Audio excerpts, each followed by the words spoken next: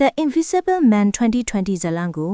Cecilia Gast တို့လောက်သူ့ကိုအမြဲချုပ်ချယ်အနိုင်ကျင့်နေပြီးစိတ်ပိုင်းဆိုင်ရာညှဉ်းပန်းနှိပ်စက်နေတဲ့ချမ်းလာပြီးထက်မြက်တဲ့ optics အလက်နဲ့ဆိုင်လောသိပ္ပံပညာရှင် Adrian Griffin ရဲ့ခင်မီလက်ပတ်တဲ့အင်ဂျီကနေညဘက်ကြီးတိတ်တဆိတ်ထွက်ပြေးစားတဲ့အခန်းနဲ့ဖွင့်ခါပါတယ်။သူက Adrian ကိုစိတ်ခတ်ပြီးအိပ်ပျော်နေတော့အင်ကော့လုံခြုံရေးစနစ်တဲ့ကင်မရာတွေကိုပိတ်ပြီး TV အောက်မှာဝက်ထားတဲ့ထွက်ပြေးဖို့အသင့်ပြင်ထားတဲ့အိတ်ကိုယူပြီးထွက်လာခဲ့ပါတယ်။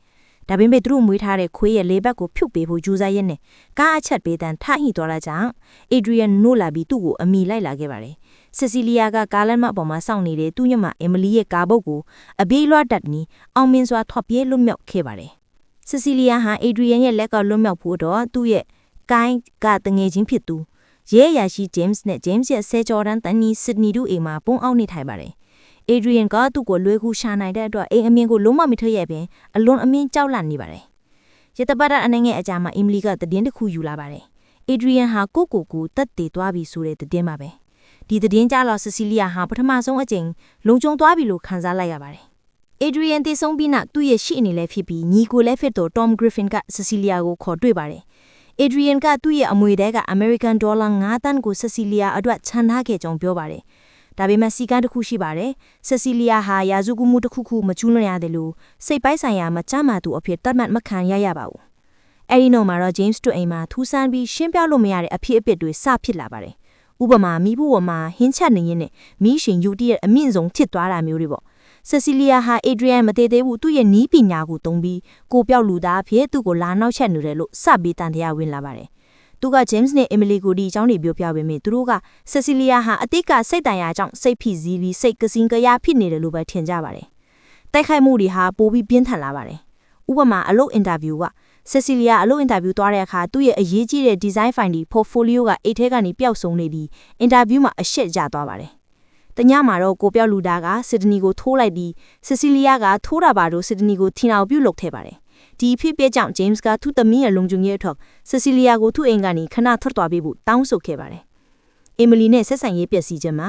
Cecilia ဟာညီမတစ်သူ Emily စီကိုသွားပြီးအကူအညီတောင်းပေမဲ့ Emily ကသူ့ကိုအလွန်အမင်းဒေါသထွက်နေပါတယ်။ဘာဖြစ်လို့လဲဆိုတော့ Cecilia ရဲ့ email ကနေနင်တည်သွားရင်ကောင်းတယ်ဆိုတဲ့အလွန်ကြမ်းတမ်းတဲ့စာတစ်စောင်ရောက်လာကြောင်းပါပဲ။တကယ်တော့ဒါဟာကိုပြောက် Adrian က Cecilia ရဲ့ကွန်ပျူတာကိုသုံးပြီးပို့လိုက်တာပါ။ဒီလိုနဲ့ Cecilia ဟာသူ့ကိုယုံနေသူတယောက်မှမရှိတော့ပဲလုံးဝအထီးကျန်ဖြစ်သွားပါတယ်။ Cecilia ဟာ Adrian ရဲ့အိမ်ကိုပြန်သွားပြီးသူ့ရဲ့ကိုပြောက်ဝတ်စုံကိုရှာဖွေခဲ့ပါတယ်။တက်ခွက်လီခန်းထဲမှာဝတ်စုံကိုရှာတွေ့ပြီးနောက်အဲ့ဒါကိုဝှိပြီးထွက်ပြေးဖို့ကြိုးစားစဉ်ကိုပြောက် Adrian ကသူ့ကိုတိုက်ခိုက်ခဲ့ပါတယ်။ Cecilia ဟာထွက်ပြေးလွတ်မြောက်ခဲ့ပြီး Emily နဲ့ Lucy လောင်းတဲ့စားတောက်ဆိုင်ကခုမှတွေ့ဆုံဖို့ချင်းဆိုလိုက်ပါတယ်။စားတောက်ဆိုင်မှာသူက Emily ကိုအဖြစ်တတ်မှန်ကိုရှင်းပြနေတော့နဲ့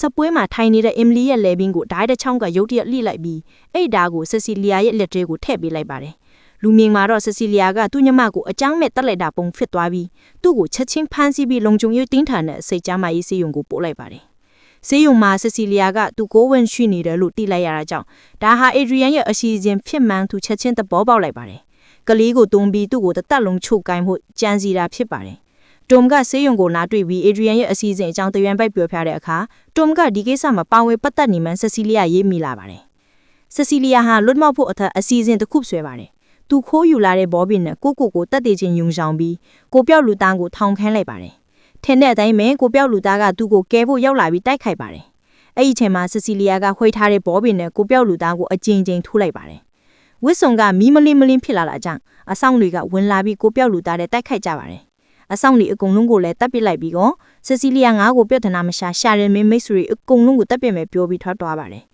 Cecilia ကလည်းကိုပြောက်လူသားက James ရဲ့အိမ်ကိုတွားနေတယ်သိလိုက်တော့ James ကိုဖုန်းဆက်အကြောင်းကြားလိုက်ပါတယ်။ Sydney အိမ်နေတာဆောင်းလာဆွဲလို့တကောက်လို့ပြုတ်ထွက်သွားခဲ့ပါတယ်။အဲ့ဒီအချိန်မှာ James ရောက်ပြီးကိုပြောက်လူသားနဲ့တိုက်ခိုက်ကြပါတယ်။ Cecilia အရောက်လာပြီးမိသက်ဆေးဘူးနဲ့ဖျန်းလိုက်ပါတယ်။အဲ့ဒီအချိန်မှာအဖြူရောင်ဖြစ်သွားတဲ့ကိုပြောက်လူသားကိုတနက်နဲ့ရင်ပတ်မှာပစ်တက်လိုက်ပါတယ်။ဒါပေမဲ့ Max ကိုဖွင့်ကြည့်လိုက်တဲ့အခါအထဲမှာရှိနေတာဟာ Adrian မဟုတ်ပဲသူ့ညီ Tom ဖြစ်နေပါတယ်။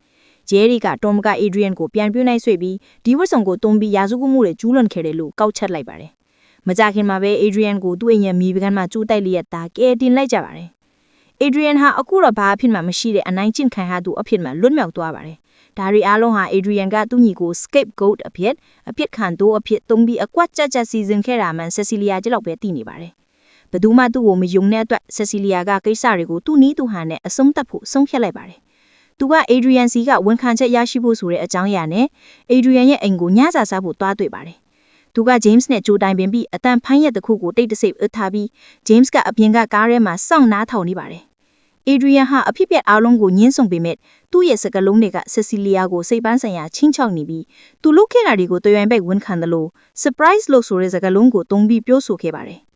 အဲ့ဒီနောက် Cecilia ကအရေးကလို့ဆိုပြီးရေချိုးကန်းနဲ့တခဏဝင်သွားတယ်။သူထွက်သွားတဲ့မကြခင်မှာလဲအိမ်ကလုံခြုံရေးကင်မရာမှာ Adrian နဲ့လေပင်ကဓာတ်နဲ့အလိခတ်လိုက်ပြီးတေဆုံးသွားတာကိုတွေ့လိုက်ရပါတယ်။ Emily အသက်ခံတယ်လို့ပါပဲ။ Cecilia ကရေချိုးခန်းကပြန်ထွက်လာပြီးထိတ်လန့်တုန်လို့ညွညောင်ပြီး911ကိုဖုန်းခေါ်လိုက်ပါတယ်။သူကအဖြစ်ပြက်ကိုစုံစမ်းနေရောက်လာတဲ့ James ညစကားပြောပြီးအိမ်ထဲကနေထွက်လာပါတယ်။ကင်မရာမြင်ကွင်းကလွတ်သွားတဲ့အချိန်မှာသူက James ကိုကြည့်ပြီးအေးဆက်တဲ့အောင်နိုင်သူအပြုံးတစ်ခုပြုံးပြလိုက်ပါတယ်။သူရေချိုးခန်းထဲမှာဝှေ့ထားတဲ့ဒုတိယကိုပြောက်ဝတ်စုံကိုအိတ်ထဲကနေထုတ်ပြလိုက်ပါတယ်။သူဟာ Adrian ကိုသူ့နီးပညာနဲ့ပဲပြန်ကလဲချေပြီးကိုတက်တည်ခြင်းပုံစံချီအောင်ဖန်တီးခဲ့တာပါ။ဇလန်ဟာနောက်ဆုံးမှာတော့သူ့ကိုညှဉ်းပန်းနှိပ်စက်ခဲ့တဲ့သူရဲ့ရန်ကအပီးတိုင်လွတ်မြောက်ခါတဲ့ Cecilia Gus တယောက်ကိုပြောက်ဝတ်စုံကိုကင်ဆောင်ပြီးယုံကြည်မှုရှိနဲ့ရှောင်းလန်းထွက်ခွာသွားတဲ့ပုံနဲ့အဆုံးသတ်ထားပါတယ်။ဒီနေ့ရက် The Invisible Man 2020 Recap လေးကိုကြိုက်နှစ်သက်မယ်လို့မျိုးလက်ပါတယ်ခင်ဗျာ။နောက်ထပ်ဘယ်လိုဇလန်တွေကို recap လုပ်စေချင်တယ်လဲဆိုတာကိုလေ comment မှာရေးသေးသွားလို့ရပါတယ်။အားလုံးကိုကျေးဇူးတင်ပါတယ်